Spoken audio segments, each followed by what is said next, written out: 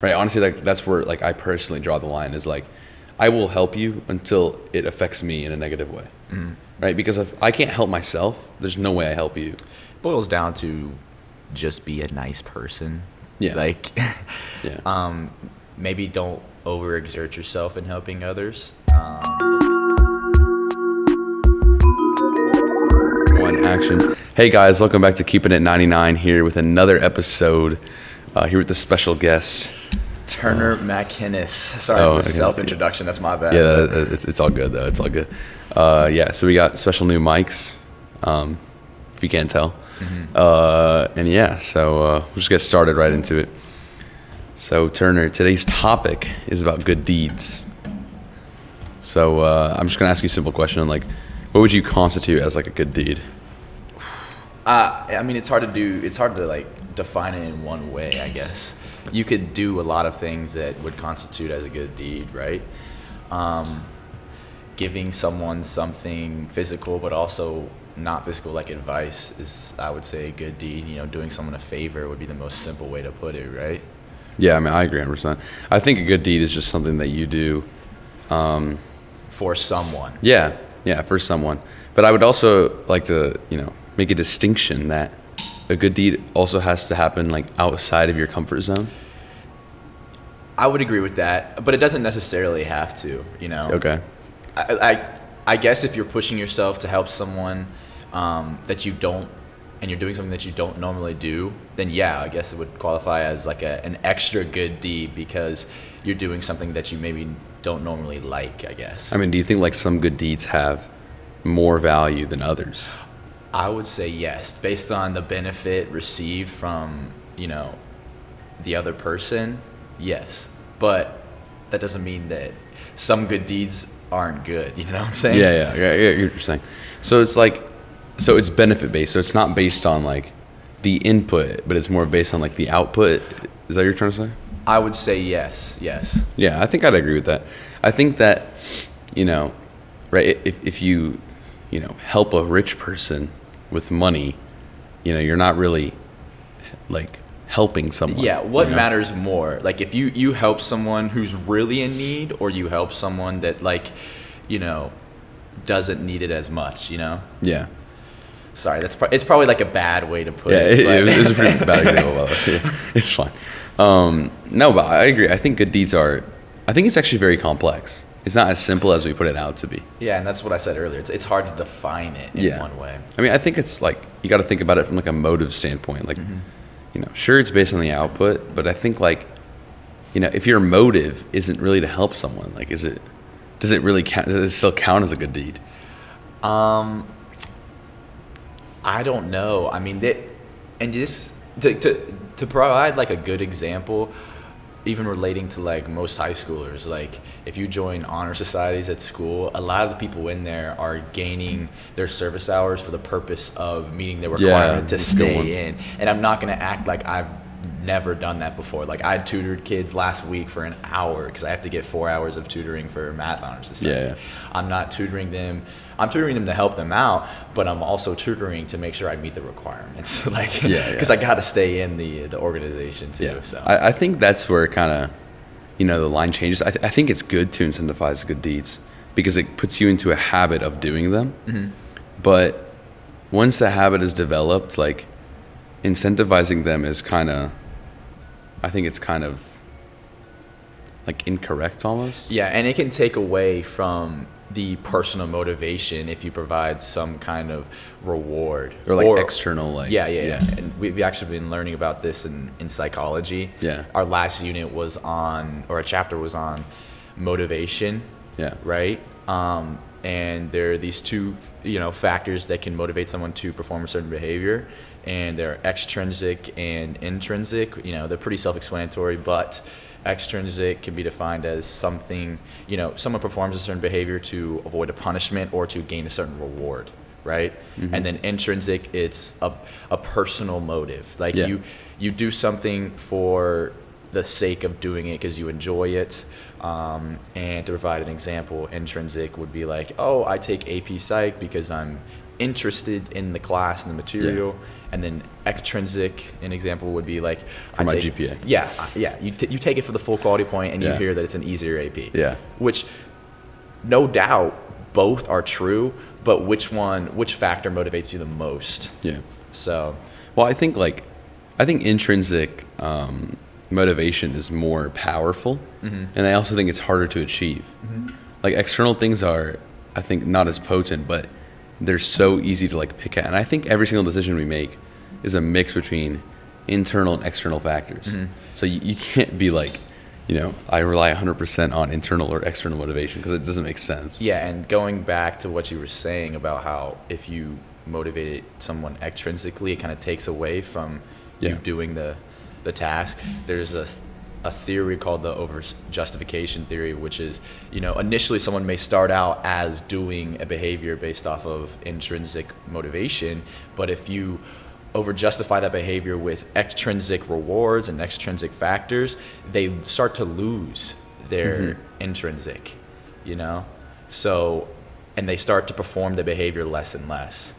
So. Yeah, I mean, you can see that, like, specifically academically, you see like parents pushing, and even like external motivation, like your friends are doing well in school, and it's kind of like, I need to do better. But then it comes to a point to where it's like you're not doing it for yourself anymore. And I think that's where, that's kind of like away from good deeds, but in general, like when you're not doing it for yourself, or for the positive implications of it in the world around you, then you're really missing out on, I think like the real purpose behind, all these activities and stuff. Yeah, I would say that intrinsic factors of motivation are definitely way more powerful than your extrinsic. So. I agree 100%. And I think like going back to good deeds, like you apply this in the same way, like, when there's like a volunteer hour, like, like requirement for like a court or something, it's like, for example, like it's like 180 hours, right? 180. Yeah, and I'm nowhere close to that. Like not even close. And 180 hours is seriously. It's actually not a lot. Really, I don't think it's that much. I think you do one summer of work. Yeah, and one summer you can of work. get it done. But I haven't, and that whatever that says about me, I don't know. But I mean, it says you're busy. That's what it says. Maybe. So like those first 180 hours, like when you do them, it's like you don't feel the same until you get to like after that point, and I think like, you see a lot of people hit that 180 and then that's it. Yeah. And it kind of shows on their character. It's like, not take shots. You really anymore. See why they're doing it. Yeah. I know what you're saying. But I think we should, be glad that they're actually still doing it though, because even though they were motivated purely extrinsically, and you can see by the way they just got their 180 hours, they still contributed to something, right? Yeah, I agree. I think it's vitally important to, to serve other people in your community, even if it's a requirement. I think it should be a requirement of people of all ages, a certain level of it, because you're going to have people that overachieve, you're going to have people that underachieve, but I think there should be a minimum requirement. But we're going to move on to a little deeper here. A little segue. No, it's not a segue. We're just going a little deeper into the subject.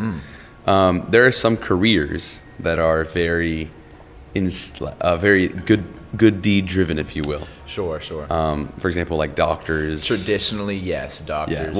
Yeah, we'll stick with doctors for the simplicity of the discussion. So, doctors tend to save people's lives and do good things on a daily basis. However, they get paid. Obviously, they get paid to do these things. So, do you think that those good deeds are, I guess, equally as worthy as ones that would have been done outside of the occupational range? I will say this: when you're applying for medical school, they're going to interview and ask you a bunch of questions. The two worst things to say usually about why you want to become a doctor are the financial aspects and also, I want to help people, because doctors, if you really look at it, most of the time they're not curing people. They're not, solving and saving someone's life. They're just using their medical knowledge to, help somebody out. Yeah. Like most of the time it's not as glamorous as people may think, Yeah.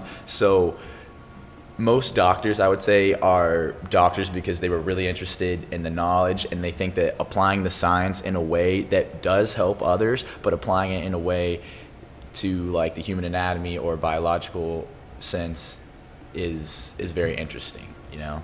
Yeah. I mean, I think, so here's the thing about it, right, is that, like, in the medical field, right, good deeds are kind of like part of the job description. Mm-hmm. So I think that, you know, in order to really serve your community or serve communities as a doctor, you have to do stuff outside of that job description, right? In the same way that, like, so what you're saying is, like, if it's included in the job description, are you really helping the community out? Because it's not coming from, I mean, like, it's part of your role. Yeah, it's right? your role. So it's like mandatory. Exactly. So if it's your role to do something, if you don't do it, the punishments are not, like, when it comes to, like, doing, like, volunteer work or service work, if you don't do it, there's not a consequence, Mm-hmm. right? There's no, you know, you get your job taken away. Mm-hmm. Right. And if you do it, there's no reward. Like, there's no external reward. It's always an internal, like, you know, you feel good and stuff like that. Mm-hmm. Right. It's always, it's a cost with no benefit, Yeah. if you will. Yeah. Whereas, you know, being a doctor, there's a cost. You go through all these years of med school and all these residency and all this stuff. But the benefit is you get tons of money and, you know, you do the same thing. So I think that, you know, for people like doctors, not to take a shot at doctors, but for doctors to really serve the community, they have to go out, you know, medical missions is one of those things, stuff like that, where they have to go out and, like, literally serve the community they're in. I don't want to, you know, make any doctors mad, because I'm sure that they know that they're helping each other out. Yeah, or they're no, helping others no, out in I their mean, job. yeah, not to say they're not helping people, Yeah, but I just because don't they're think it's definitely, I mean, they are saving lives and they're helping people, and yes, they get paid, you know, a great salary, but I'm sure most of them are not doing it just for the salary. No, If I they agree are, 100%. then that's a little corrupt, and they need to reevaluate themselves. Yeah. But I do agree that if your job is like, it's making service to the community mandatory, then it may not mean as much. I get what you're saying with that. Yeah, I mean, the thing is that, right, being, like, we need doctors on this planet. Absolutely. So there, I mean, so it's kind of like a complex argument, because, you know, if your entire goal was to serve people, like, how would you be a doctor and do that? And I think, like, and there's a lot of ways you can do it, even within your job. I think, you know, like, giving people, you know, free care, that's expensive, but giving people, like, free care every once in a while, throwing that in. countries do it. Countries have free health care, but it's just the way they're. Well, I mean, that's a governmental system. And that's a it's whole nother. Yeah, that's a crazy other topic. No, universal health care is like a governmental system. It's not really I am a doctor. You know what I'm saying? Mm-hmm. You know. Well, if you do go to other countries, doctors do get paid a lot less. Yeah, well, I mean, because it's not private. In a public It's not institution, privatized, you get yeah. paid less. I mean, it's just how that works. Yeah. Because the government is getting less money for that than, you know. Mm-hmm. Yeah. I mean, and it goes to show, honestly, the character of a lot of people, where it's like, you know, like where people put their mind in is like, is it putting in money, putting in helping I feel others? like we're taking shots at doctors right now. I think most doctors are great people. Well, sorry. Yeah, I think most doctors are great people. Every Yeah. doctor that I've met is always super nice. Yeah, no, I agree 100%. Yeah. So, did not mean to take a shot at doctors. That's not what I was meant to be. Yeah. Look, people in general, I think, you know, there's even in like in the engineering field and other fields, like some jobs, like they require you. Some companies require you to do a certain amount of service in a certain amount of time. And I think or that's whatever. great. Yeah. And that just reflects on the company and the people who founded that organization, that they want people to serve the community, right? Yeah. And that's why there's probably a bunch of like societies that require that, because they feel that, you know, oh, I want people to contribute more, not just to themselves but to others, and see the Yeah. overall benefit, you know? I mean, I think that's like, you know, within human nature, like a lot of people think that humans if left to their own natural regards are just gonna, you know, push everyone away and be like secluded and like not care. And I kind of disagree with that. Mm-hmm. You know, I think that if you leave humans up to their own things, they're going to help other people. I think, this notion that throughout history humans have just been at each other's throats I don't know. is kind of skewed, I think. I But would. What are your thoughts on it? I would kind of contradict that because, I mean, this is going way back, right? But, it's just natural selection at the end of the day. I mean, people would Yeah. kill for food. And then that's extreme, right? But you still see it, and you see it kind of expose itself in ways today that are obviously going to be less extreme. But say, like, you're applying for a job and you got to outcompete somebody else. What are you willing to do to earn this job? I'm sure Yeah. people go and do crazy things. I'm sure people, try and paint the other person in a bad light, or, in order to earn the job, or, try and get dirt on someone and then bring it up to the boss. I mean, I'm sure these things happen. There's been movies made about it. So, I mean, I agree with you, and I think that to some extent people are going to try and push people down. But I think, in a state of absolute depravity where people are just completely deprived of everything, like something like the Great Depression. Like, I don't think people are trying to get an upper hand on other people. they're going to come together Yeah, and work there's this out. yeah. That is a very positive way to look at humanity. I'm proud of you, Isaiah. I don't know where I stand on that. I don't know if I'm on the more negative side or the more positive side, but it only takes a few people to kind of infect the whole population. Yeah, exactly. And you see it all the time. Yeah, I think that goes back to where it's like all you need is those few people at the top that are kind of like, Not even at the top. You can get some people at the bottom of like an organization who just want to change things, and for the worse. Yeah. And can cause like a rebellion. Yeah, this is like half the wars in the history of the world happen because of stuff like that. Sure. Yeah, so I think that, that's a way to look at it, is that people, when left to their own regards, are going to kind of, but in the same way, right? That's still some sort of a union, right? If you look at it, like these people at the bottom, like they're uniting in a uniting rebellion and then for a just or unjust cause. So Yeah. I do what you're saying. and if you Uniting's- look at like the French Revolution, for example, just take one random one out. I'm not going to act like I'm an expert on that at all. It's fine. The people revolted against the king because of stuff that he did that they didn't like. So, and he was kind of being a jerk. So it kind of, I think it kind of what goes around comes around. And it kind of just it manifests itself. And I think that they were helping each other out, if you will. Like the people at the bottom were helping each other out to achieve a greater cause, whether it was done correctly or incorrectly or whatever. I mean, that's all different. But I think, in the same way, you can take the Civil War, for example, people banding together for a cause for themselves they thought was common, right? The North, versus the South, like, Yeah. So I think that when left up to themselves, humans are going to choose unification and are going to choose, some sort of positive goal. People do see power in numbers, whether Yeah. when they want to fight for what they think is right, whether their ideals are just or unjust. Yeah. Just like what you were saying in the Civil War, like the South, obviously slavery is extremely wrong. Yeah. But yet they still united. It's a cause that what they thought thought was right. Yeah. Which, however you want to look at it. And they had their reasons, like they had their economic reasons, they had their political reasons, they had stuff like that. Those reasons were completely faulty.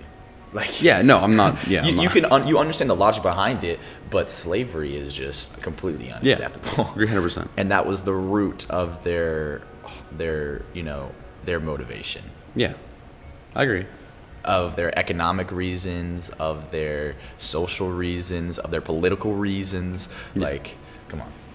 Yeah, I agree 100%. But it's like to the point that something that they believe in, right? They come and unite, and in the same way, like, when we come to good deeds, right? It's very rare that you see one-off people doing like big projects, like big project good deeds. It's very rare that you see like a singular person do something like that.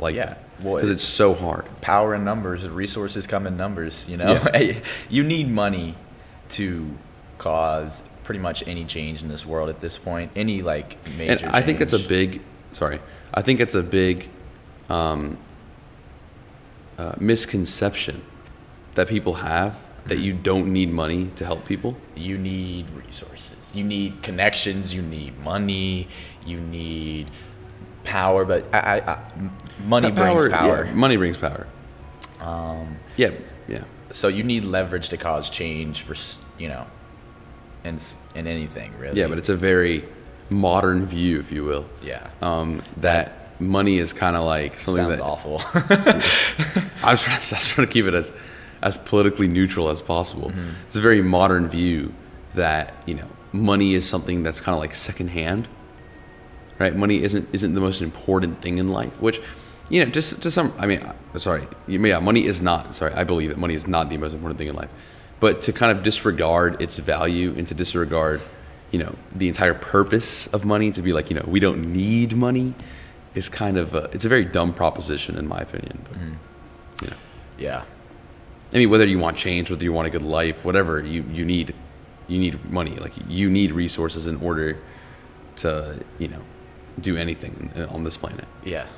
Can you give me some podcast rules right now? Because I don't want to make any like weird mistakes. Cause like what rules? Like sometimes I'm staring at. Is that not good? Or yeah, you should low key it's more like a. Okay, it's more like, because I know we're having a conversation, but I also know that the No. viewers. So how I like to think about it is a podcast is people watching a conversation because they see value in the conversation. Okay. Yeah. That's like the only rule. Really. Sometimes I'd be staring them down low key, so I just. Yeah, you gotta tell them, hey, make sure to like and subscribe on this video. Thank you. Keep it 99. Also, hold on. I've Up and been coming. I've been meaning to say this in the last 7 podcasts. And I just keep forgetting. The first link in the description is a link to, if you want to be on the podcast, you can put in your information and you can be featured on the podcast. Because I am running out of guests. Yeah. Speaking of good deeds, Isaiah needed guest, and Yeah. I know I've been wanting to come on the podcast. I don't know if that's just because I'm a narcissist and I like to talk about myself, but I just haven't, found a great time. Like even today, I knew I owed Isaiah a favor, good friend, and so How do you owe me a favor? Because you do things for me, and it's time that I give back when that's the topic I want to talk about. Desperate need. So I am in desperate need for some guests. So if you want to feature, make sure to. Because Isaiah works really, really hard, and the viewers do not know that. You don't have to hype me up like no, that. but I'm hyping you up because Isaiah works really hard on this content, and I hear about it all the time at lunch. I mean, this man works. No, it's not a bad thing. I mean, I admire that you put so much work into something that you're passionate about, and I think the content's good. I know the viewers think the content's good. Yeah. So, he needed a guest, and he's helped me out in the past, so it's about time that I repay that favor. You know what I'm saying? Appreciate it, to return. So, got you. Yeah, Talking so make about sure good deeds. That I'm him. I'm him. So make sure to hit the link in the description and like the video, and we'll continue. So actually, you brought up a really good point right there. Something I want to talk about, where it's just like repaying good deeds, and here's my thought process on it. If I'm the one like with the initial good deed, I should never expect anything in return. Yeah, I mean, then it would just be like an agreement more than a good deed. It's like I do something for you. It's like a transaction. But the recipient of the initial good deed should feel in some kind of debt. I feel like if you're like a normal good human being, I feel like you should want to help the other person out. Yeah, so. I mean, I think like in general, you should just be helping everyone out at all times, to the best of your ability and without stretching yourself too thin or hurting yourself, right? Honestly, like that's where like I personally draw the line, is like I will help you until it affects me in a negative way, right? Because if I can't help myself, there's no way I help you. Boils down to just be a nice person. Yeah. Like, maybe don't overexert yourself in helping others, but definitely find the time to help people out. Yeah. Because they deserve it. And if they don't deserve it, and trust me, there are some people who don't deserve your time, recognize that. Yeah. Like, recognize that. Yeah, I think it's a big, fault of modern society, where it's like you always have that 80-20 rule, right? 20% of the people do 80% of the good deeds. I've never heard of 20% of the that. people do 80% of the work in a company. A very good example of that is Twitter. They've cut down to almost no one now, and they still working just fine. So, but that's just society in general. Is that 80-20 rule? Funny how Elon is just the goat. Dude, man, Twitter is revitalized now. Jordan Peterson's back on Twitter. The Babylon Bee's back on Twitter. That's true. Just waiting for Trump to get back on Twitter. Elon Musk is just removing all the censorship, pretty much. Yeah, basically, he's just gotten rid of it. Wow. Which I think is, you know what? I actually kind of want to talk about. This kind of goes into good deeds, actually. So we'll talk. Well, it's okay if you like stray a little bit away from the topic. Yeah. Okay. I mean, I normally do, but it still ties in, so it's fine. No, I think censorship is one of those things that it's very politically charged. So yeah, we'll stay away from that. Tread lightly. We'll stay away from that one. We're talking way too much about politics on the podcast recently. It's kind of had a toll on me, to say the least. But going back to the Twitter thing, Elon Musk bought Twitter.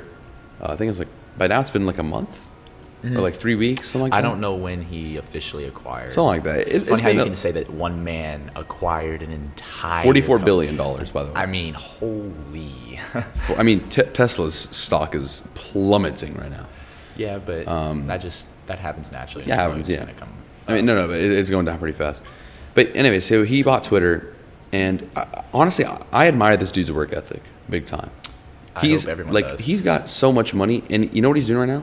He's sleeping at Twitter's headquarters. It's just like he was doing at Tesla originally. I mean, yeah, but it's like now, he doesn't need to prove himself. You know what I'm saying? Yeah, but he's just hungry. That's like what the perfect businessman looks like. I don't know I'm not an Elon Musk expert. Neither so am I. I don't know what he does, but neither do I, man. If you tell me that he's sleeping 4 hours at the company and then waking up and working 20, I mean, come on. That's insane. Yeah. And the thing is, right, is that he's laid off all these people. I don't even know what the number is. It's 90% of the company's gone or something like that by now. He laid off half and 40% more left or something like that. Imagine just seeing an announcement on your own app that you created. Hey, by the way, 50% of you are going to get fired in the next 2 weeks. Dude, just a little heads up. It's kind of crazy, but the fact that Elon Musk has taken a company this large in size, cut down this much people, and it's still running, just shows how much, it is the definition of that 80-20 rule. Yeah, and it shows that a real businessman can recognize the inefficiencies. Exactly. And he's cut down a lot on, what the amount of money that he's putting into the company, or how much money the company is spending on itself in these salaries and stuff like that. So that is just crazy. Yeah. I think, I think it reflects on humanity as a whole. This is going to get kind of deep, but that's philosophical. I don't know. Let me connect it for you real quick. Right, I'm listening. So you have these people, right, who are working these jobs, who feel like that they're vital, who feel like they're important, right? For example, Google has over 150,000 employees. They probably do not need 150,000 employees. 150,000 is wild. They probably don't need that many. Or I think maybe just 150,000 engineers is what it is, which is even more crazy. But they have all these people working. And every single person feels like they're vital, and every single person has a family they have to feed and all that, right? And then for your reality, you just get shut down by Elon Musk. Yeah, I mean, that's crazy. But it really shows where people's priorities are. A lot of people will value this career that has no future in it, right? Because you're just a number at this point. There's nothing in it for you, really.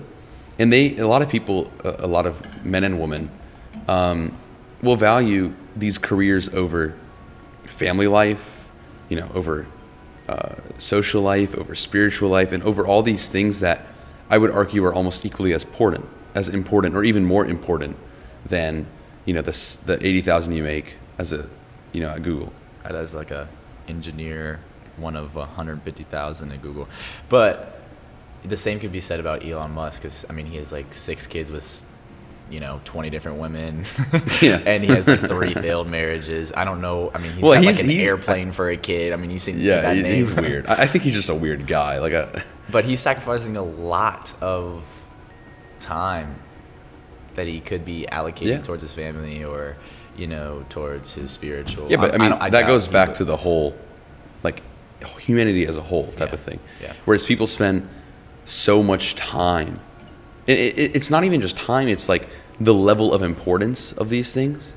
Like a lot of people will put, family life, in their 30s. They're like, I'll get to that when I get 30. Mm-hmm. And it's really interesting to see that because it's like your parents. You can see sorry, I'm interrupting again. Go ahead. But you can see the reason behind that usually, or at least that if I were to do that, it would be I want to accumulate some form of wealth to provide for my family when I create it. I don't want my family to be like, struggling. I don't want to support my children and my wife on a salary that should only support me, mm-hmm. or I need time to work on myself before I become a father, before I become a husband. There are many reasons. I mean, those are all valid reasons. I'm not saying they're not valid, but I think delaying marriage till your 30s has detrimental impacts on so many things, right? Like, because here's the thing, right? Human growth is not linear, right? You don't grow linearly.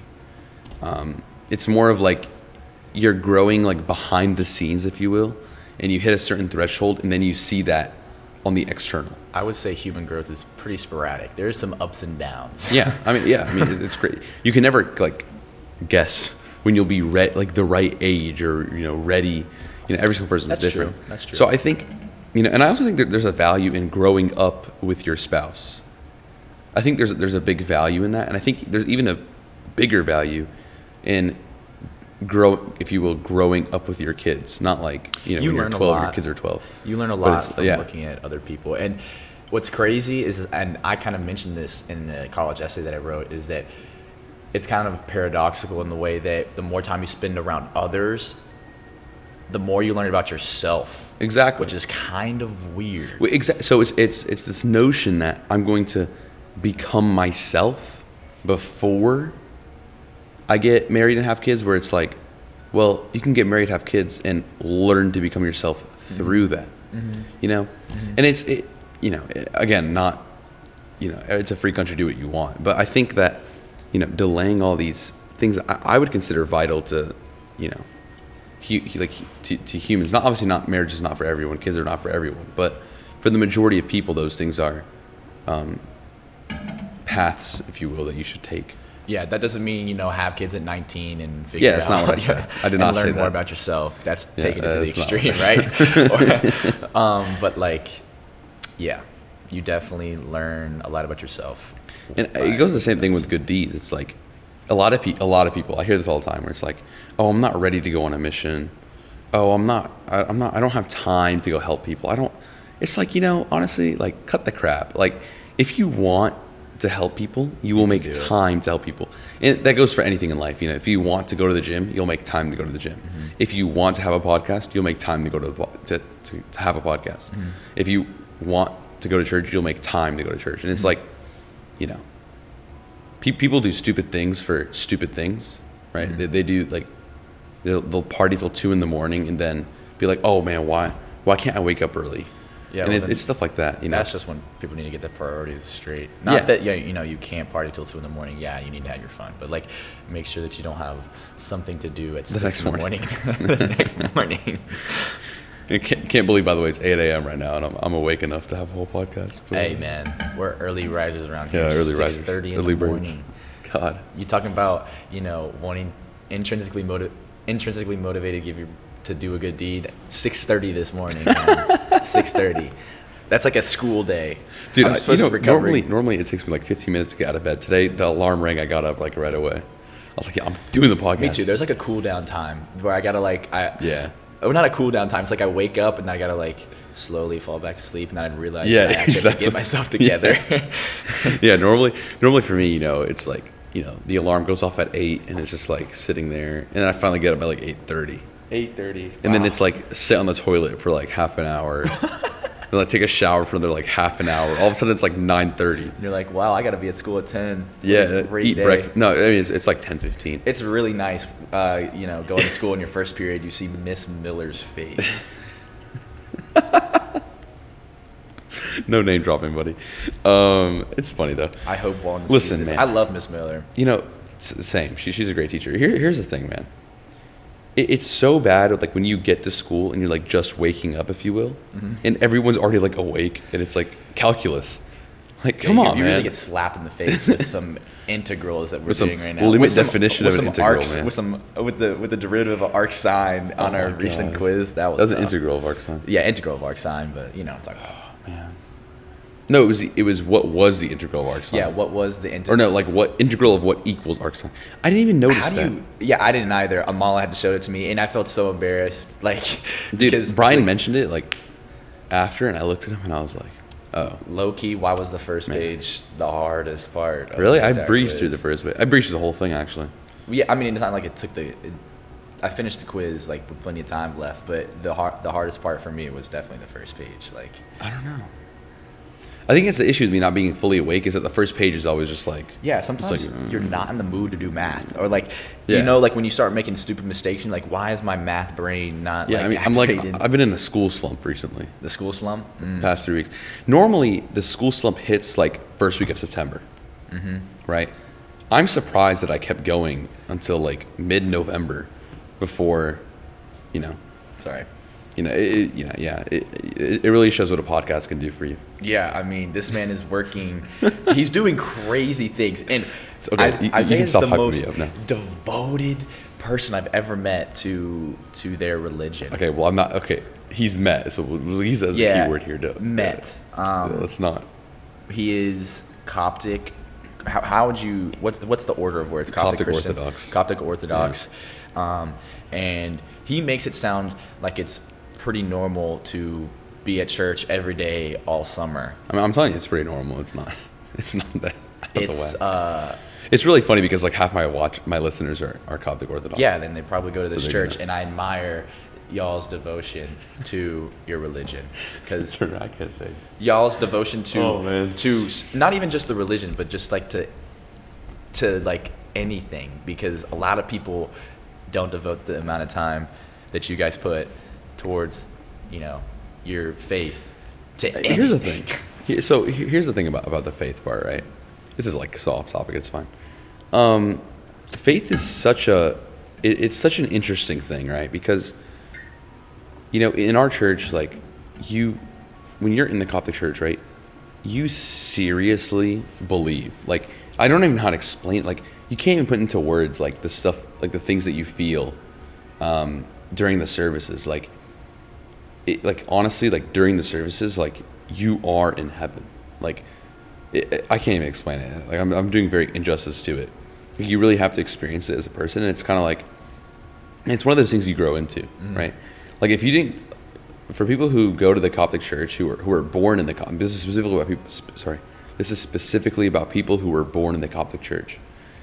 You know, if you grew up in the church, it's almost like there's this connection that it's so hard to explain. It's like, you know, it's almost like you feel not indebted is not the right word, but you kind of feel like indebted to the community that made you, and that has provided you with, you know, a bunch of knowledge and experiences in life. Like, I would definitely not be who I am without the Coptic church. I mean, you can be like, oh, you can say about everything, but like, seriously, like, you know, if without the Coptic church, I would probably, I mean, I have no clue who I would be. Like, it really is the center of my life. And the last, you know, the podcast that came out yesterday, so it'd be like 3 weeks old by now, which, by the way, is somehow doing really bad in views. So please go watch that if you will.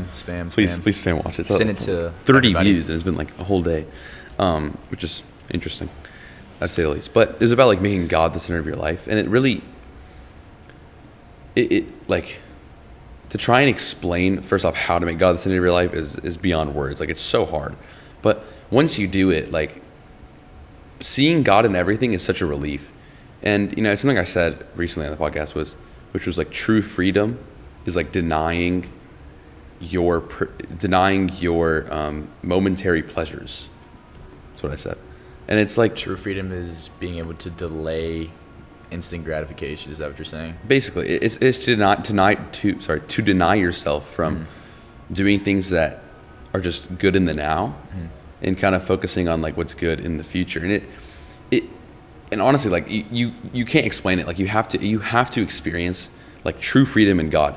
And it's so weird because a lot of people tell me like, you know, like you spend a lot of people think that like I'm almost like in prison, you know, because of the amount of time, not you specifically, but a lot of people will be like, oh, you spend so much time at church. Like, do you ever have fun? It's like, well, this is my fun. This is what Isaiah loves, and he's found a way to do what he loves in an outlet. Exactly. And it's kind of like, you know, it's a very interesting thing when you see people that kind of a lot of people put church as like a parents thing, if you will, like, you know what I mean, like a parents thing. It's like, oh, it's a thing for like the old people, you know. It's like not like it makes sense with the way how America, the direction that modern Western civilization is moving in. That makes sense. That proposition makes sense. However, it's just incorrect. Like, you know, to say that God should have no place in your life is like, it's kind of like saying that your parents should have no place in your life. And if I said that to you, you'd be like, yeah, you're out of your mind, crazy. You know? Yeah. That's just food for thought, honestly. But remember the original topic that we had about this podcast? Yeah, good deeds. Yeah. I mean, we are just way past that exit. I'll segue in. But that's Ready? okay. Watch this. That's okay. Watch this segue. So you know, when you have faith, right? One of the most important things for you to do, not important, one of the things that you feel the most, and it is important, is to spread that faith to others. And a very good way to do that is through your actions. Faith without works is dead. If you disagree with me, we can have a conversation about faith that without later. work. Can you put that? Sorry, I gotta wrap my head around that. For example, Martin Luther said, you can have salvation by faith alone and without works, so without like good deeds, without the sacraments as well, which is from my point of view, from the Catholic Church's point of view, from like a faulty statement. Catholic and all Orthodox Church's point of view, is completely false. And actually, James 2:15, somewhere in the book of James it says faith without works is dead. Like, he's got the receipts. Yeah, I know. It says it plainly. So I mean, we can have a debate about that later on the podcast. If you want to debate that with me on the podcast, you know, put your name in the link in the Google Doc. Yeah. But anyways, so you know, in doing good works, you know, you can do that through missions. You know, going out to other countries and doing missions. I did that before my freshman year of high school. It was one of the greatest experiences I've ever had.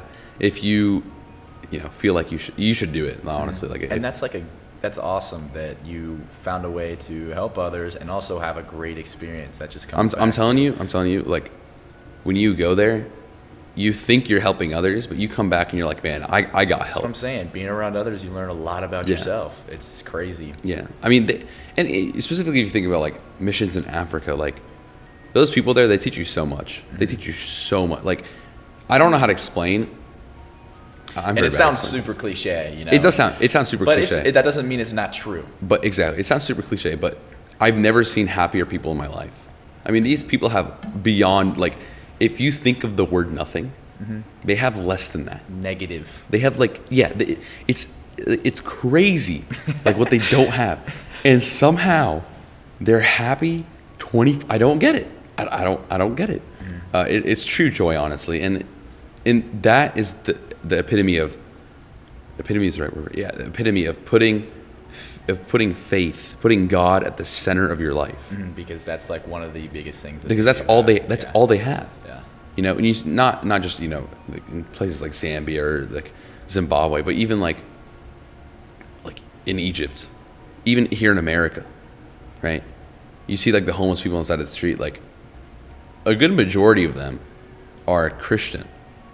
And it's really interesting to see that, right? And a lot of people who you see go through big struggles in their life turn to Christianity, and it really just reflects on, you know, the truth that is in the Christian religion. I mean, you have people, from homeless people to major intellectuals of our time, like Jordan Peterson, start to shift their viewpoints from an atheist perspective to a more Christian perspective. And it's crazy to see people of all, you know, it goes back to the unification thing. It's the one thing that unifies, you know, so many people of so many different groups and so many different kinds is faith. And it you know, it has, there's nothing negative, I think, to having, you know, a faith. But I need a ton of callbacks on this podcast. Ton of callbacks. You know, just to hit on the last, you know, few things that we talked about. Yeah. I did not know that Jordan Peterson had a more atheist stance on religion. He used to, yeah. Wasn't it like pre-addiction? Or it was because didn't like he had an issue with like prescription drugs at one point because he was coming out of surgery, right? Or he checked himself into a rehab facility. I think so. I don't know about that. I'm pretty sure, or maybe it wasn't him, but I remember seeing something like he was having issues, or he was having depression or something like that. Yeah. And then maybe after that experience, he found. I don't really know what it was, but it's been pretty recent, like after his rise to fame type of thing, because he rose to fame in like 2015, 2016. I'm not a Jordan Peterson. I don't watch a ton of his content. Most of the time I see it, it's just on TikTok, which is not the way to watch any professional's content, because they just take clips out of context. Yeah, short form is really bad. Short form, and when it's like it's supposed to be more educational, or meant to be long form content, you can see the flaws. I mean, it's what gets views, but yeah. True. No, but you know, last thing I'm going to say, quick recommendation for everyone out there. I know people are going to, you know, poop on me for this one, but Jordan Peterson, honestly, if you've not watched like Jordan Peterson, you have to, and I guarantee you're going to get hooked and you're not going to stop watching Jordan Peterson. It's beyond belief how articulate he is, and how there's just so many good things about him. But enough. It's really fascinating when people can be super articulate. Bro, right? He's crazy, dude. Like, dude, he's just, oh my God. Like, I watched a YouTube video, and this guy makes good videos. I forget the content creator's name, but he goes around college campuses and asks, you know, he asks pretty thought-provoking questions, and he went around and asked Harvard students, what is truth? And obviously that's like a super thought-provoking question. Is such a good question. So that would make a great video. Great podcast, by the way. If you're taking notes, I don't know if you've already made a podcast about that, but I mean, I kind of touched on it one time. Talk about relative truth, and nobody gave the same answer, which is crazy. Which is weird, because truth is supposed to be a defined. Yeah, you would think it's thing. Like it's so important to everybody's life that it would be. Well, okay. Well, saying it's so important to everyone's life is a very conservative viewpoint, if you will, and it's a very old viewpoint. A lot of people now, it's like, it's what's my truth versus what's your truth, which I believe is beyond stupid. Like, truth is a defined objective thing. You can't be like, oh, for me, my truth is this, and for you, your truth, you know. I know we're leading into that. Yeah, we're not going to get into this. That's a tough thing to talk about. Yeah. I don't even know my opinions on that, like, stuff, you know. Yeah, I don't think a lot about it, so I would not want to express anything on that. No, it's all good. I mean, this is the stuff you think about when you have a podcast, right? Yeah, you really gotta. I'm acting like I gotta be so PR on this podcast, right? Well, you don't, because I'm not PR. Like I'm media trained for something. Like I gotta watch my steps, but hey, you know, just getting ready for the next step in life. Yeah, another question that this guy asked these Harvard students was, what's more important in college admissions, merit or representation? We talked about this at lunch. We talked about this at lunch. I talked about this on the last podcast. Yeah. I believe it's merit. I believe. And socioeconomic representation. Socioeconomic. Not racial. Racial? Not racial. Even though there's ties to it. I'm not going to deny that there's not ties between there's no doubt. Racial and socioeconomic platform. However, that's unfair to the rich black kid and the poor white kid. That is a very good way to put it. That's a very good way to put your argument. Like socioeconomic diversity with I feel like it's more important than racial diversity, because here's the thing, like if you have a given socioeconomic platform, not everyone, okay, we're going to generalize here. Everyone on that platform has gone through some form of the same experiences. Okay, like people on the bottom of the socioeconomic scale, all of them have gotten discriminated. Yeah. No matter what race you are. And so if we want to say, oh, we want a mixture of people from all these different things, I want different experiences. Just taking people on the same socioeconomic platform but different races, you're doing that, sure, but it's not to the level that you would be if you can do more if you have the same race in different socioeconomic levels. Not saying either of those are correct. You need a mix of everything, but it should be driven by socioeconomic platforms, and that will in and of itself bring different races into different college campuses. And I don't want to go back on that last podcast that you made. No, it's fine. Go ahead. So because I know you've touched on it a lot, and I don't know how long you talked about it for, but I'm sure it was a while, and I'm sure it got heated. With those three. It got probably heated. Or at least that's what I heard from at lunch. It was definitely a discussion, if you know what I'm saying. So.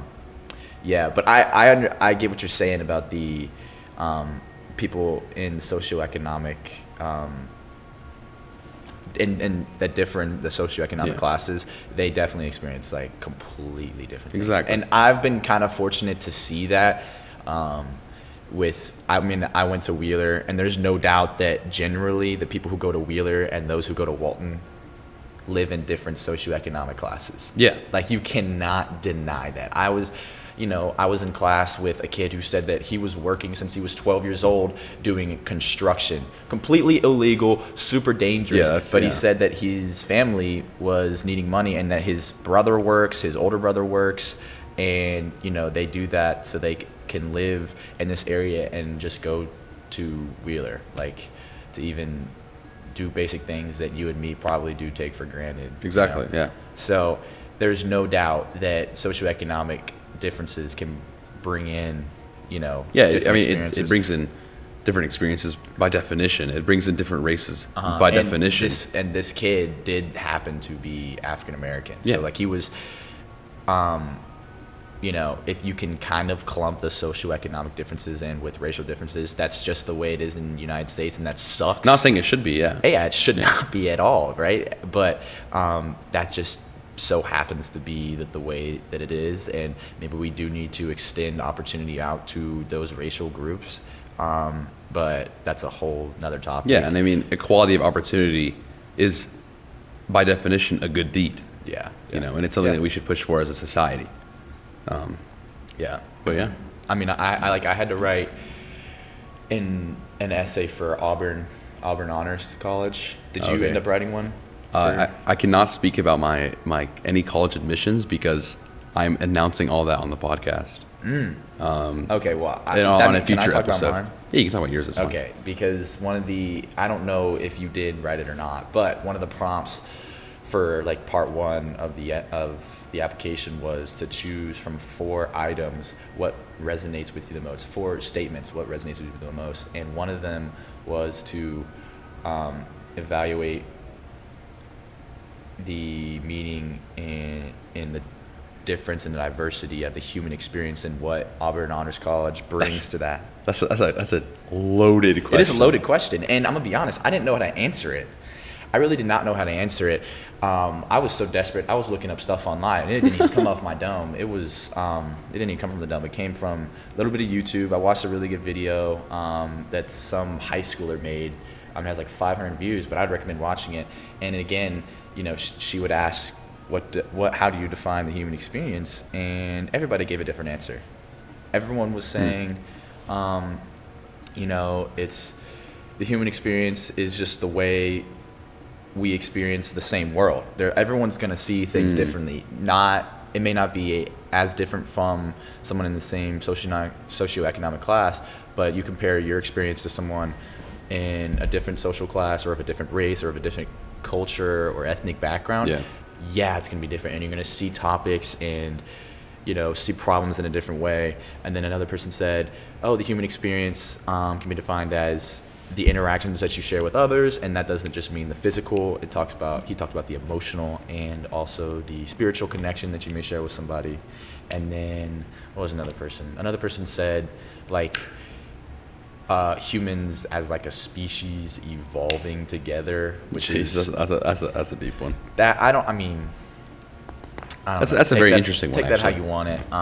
Because as a single individual, you don't experience individuals. that. Individuals don't evolve. Populations evolve. Like, that is what every biology teacher is gonna preach to you. That's just how that works. I mean, I don't see you turning into a lizard anytime soon. Yeah, you don't see me growing hair, growing a tail. Yeah. So, no, that's an interesting one. yeah, but then I had to relate that to Auburn Honors College and what I expected. And I don't think it was like a great essay, but I'm pretty sure I talked about how, like, people at the Auburn Honors College, they all have the same goal, which is challenge themselves intellectually and academically, but since there's so many different kinds of people in the Honors College, I was going to learn from them, and we were going to solve problems with different viewpoints and come up with the best ways to do things. That's a good answer. And it's a PR answer, but it's a good one. Yeah, and I don't know, but that relates to kind of the merit and representation thing, because if you bring in a bunch of people, if you promote diversity, you can promote diversity through merit. You can, but looking at them as two separate entities, right? For the sake of this conversation, promoting diversity brings diversity in the human experience at the college, and I think that's what colleges and the admissions offices try to accomplish. They don't want the same kind of person who earned the merit the same kind of way to enter this college. That's a good point. Because then they're going to have the same ideas on how to approach certain problems and solve certain things. But if you bring someone who maybe is of a different culture, they bring in a bunch of new ideas. I can guarantee you, if a bunch of white people went to the same school, there would not be clubs promoting, the education of Black history, or there wouldn't. Yeah, there 100%. would be zero, or they're not going to be promoting, learning about the challenges that some cultures may face. Because they don't know. I mean, because they don't know, and so in order to be like the most learned person you can be, I don't know if that's the best way. Learned. Yeah, well cultured. Yeah, the most culturally aware and socially aware person, you got to kind of be around a diverse group of people, and that may mean a little bit more than just socially economically diverse. Yeah, I can see that. Yeah, I can see that. Yeah, that makes sense. Yeah, that's a good point. Yeah, that's a pretty good point. And I think that as a society, like we do a really good job of hearing people's voices from a societal perspective. I think that I think if you think about equality, right? A lot of people. This is kind of deep, but a lot of people will argue that we're not equal, and I agree. I think anyone with a brain agrees that we're not equal right now. Not everyone is equal, but that's just kind of how life works, But I think that to say that we need to achieve like full equality, and that we're so far away from the goal, and that we're just, as a country, we're so motivated to keeping like uniformity and like not letting people in, and not letting people change to our culture, and it's very stupid. I think saying that is you're kind of making a joke of what America is. I mean, America is America is an assimilation of so many cultures. Yeah, that's why it's called the melting pot. Which is really weird to say that now. People are like, oh, we need to preserve cultural diversity. I think a society is more beneficial if it is assimilated with different cultural aspects from different cultures. Not to be, because here's the thing, you can't have a unified country if every single person is completely different. However, differences are important. So you get in this really weird You have to make sure middle. that there's like a balance. You gotta through diversity. You have to promote, people becoming better, like an overall more experienced in different facets of life, and understanding the way other people think, because that just makes you more socially aware, right? Yeah. But oh my god, I just lost what I was gonna That's fine. say. But It happens a lot. just go ahead and keep going. I think because what happens when you have people of different cultures that are completely different, like for example, you can't have African tribal rituals being done, like not to say that it's like you can't just sacrifice a random lamb out of nowhere. Yeah, and then you drink just its blood exactly, because people are going to think that's weird, or cow. Yeah. And don't think that as the wrong way. I've seen TV shows, like there are African tribes that will puncture the jugular of a cow and drink the blood as their only meal ever. So yeah, I mean, not to say that they're like not human, but it's just like, in a society that lives on capitalism and lives on, you can't do stuff like that. There has to be, you can preserve things of your culture, but you can't just take your culture and plop it in the middle of nowhere. Yeah. You know what I'm saying? Make like a whole, well, it's not like it would technically be like, I guess, a separate entity within that country. Yeah, but that's the issue, right? Is that now Yeah. you don't have a single unified country. Yeah, and then you kind of have clashing with Exactly. people So I wanting think different things. I think I see this- what you're saying. Yeah, I think this notion of cultural diversity, it needs to be kind of tamed. It needs to be cultural assimilation with diverse aspects. That's my personal belief. I mean, it's not tied to anything, but that's completely a personal belief. Like, there's no science to back that up. That's ideal or anything. That's just I don't know. I mean, I don't have any what more I thoughts think. on it, so Yeah. I've expressed all my statements on All of your that. statements for today. Yeah. So we'll tie it back to good deeds. Yeah, and it does go back to good deeds. Because here's the thing, right? Geez, that thing's about to fall. Oh my Which one are you? Hold on, let's look this up. Yeah, so here, ignore the really whack setup right now. We're innovative. We are- on yeah, Keeping we- It we are 99. I innovative. say we like I'm part of the team, but I mean, you literally, like these aren't the mics that go with these. yeah, we had to call some audibles this morning. Yeah, we had but to. it's okay. Yeah, well, it'll be fixed, don't worry. I mean, it works. Yeah, it works. I mean, Isaiah could have easily called this podcast off, but we're filming. he knew he wanted to put it out. Yeah, I have to, actually. I have to film this today. Owe him a favor. That's why I'm here. So Oh man. So when people, I feel like America is a very helpful country. Actually, it is. I think it's actually ranked as number one most charitable country in the world. I would not know. So I think so. I don't want to say something that's wrong. We'll put this statistic up here, whatever it is. I think America's number one. If it's not, it's probably like number 3 or something like that. But I would say with the resources that we have access to, I mean, yeah. I would hope Given that, it has- I would yeah. hope that we It are should be pretty a generous one. country, but I don't know if we you are. never know. I mean, yeah.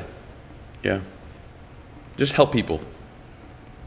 Good deeds are good. Period. Help people. Period. Yeah. Man, what a podcast.